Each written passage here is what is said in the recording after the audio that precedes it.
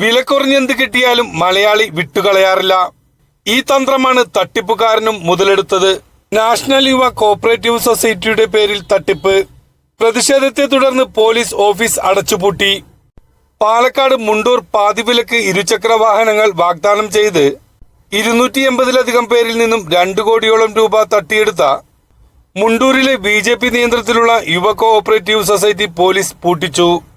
പണം നഷ്ടമായവർക്ക് തിരികെ നൽകാമെന്ന് അറിയിച്ചതിനാൽ ശനിയാഴ്ച സ്ഥാപനത്തിൽ പരാതിക്കാർ എത്തിയിരുന്നു. എന്നാൽ ജീവനക്കാരെത്തിയില്ല. തട്ടിപ്പിന് ഇരയായവർ പറയുന്നത് ഇങ്ങനെ. പകുതി വിലയ്ക്ക് സ്കൂട്ടർ ഉണ്ടെന്ന് പറഞ്ഞാൽ എൻ്റെ ഫ്രണ്ട് മാത്രമാണ് അറിഞ്ഞത്.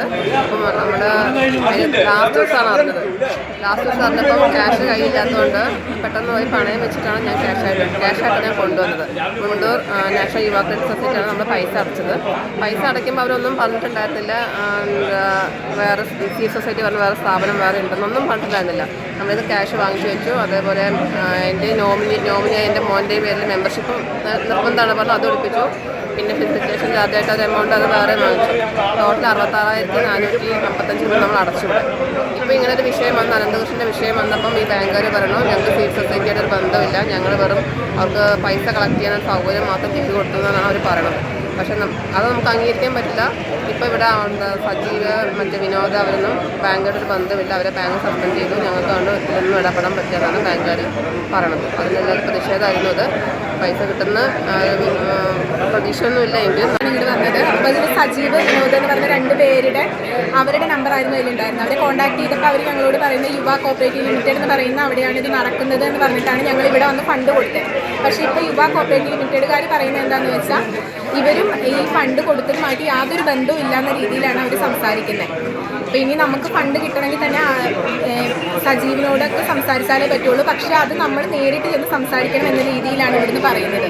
അപ്പം അതിനെതിരെ ഒന്നും കൂടി നമ്മൾ എല്ലാവരും കൂടി ഒരു കേസും കൂടി ഫയൽ ചെയ്യാമെന്നാണ് വിചാരിക്കുന്നത്.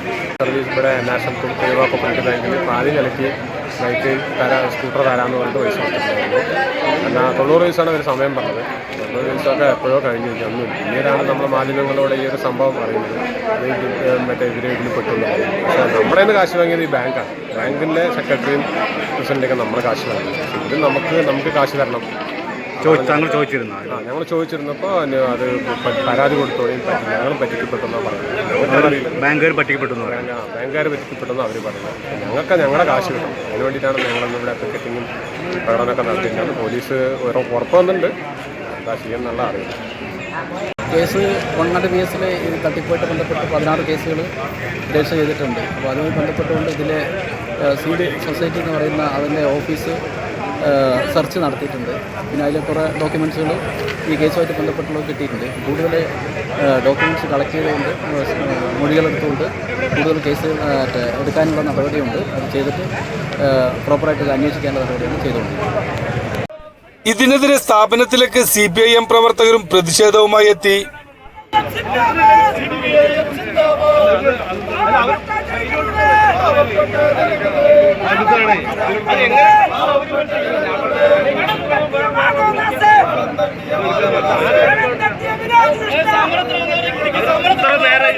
ഒരു മണിക്കൂറിലേറെ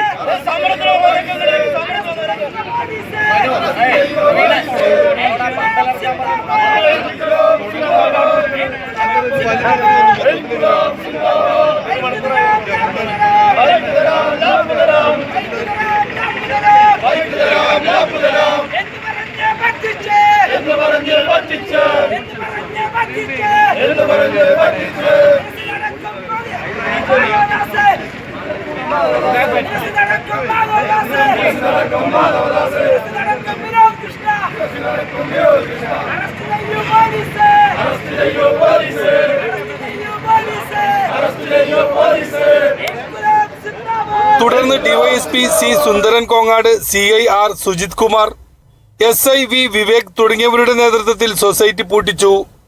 പരാതിക്കാർക്ക് പണം തിരികെ ലഭിക്കാൻ നടപടിയെടുക്കാമെന്ന് പോലീസ് ഉറപ്പിലാണ് സമരം അവസാനിപ്പിച്ചത്. വിലക്കുറഞ്ഞെന്ത് കിട്ടിയാലും മലയാളി വിട്ടുകളയാറില്ല. ഈ തന്ത്രമാണ് തട്ടിപ്പുകാരനും മുതലെടുത്തത്.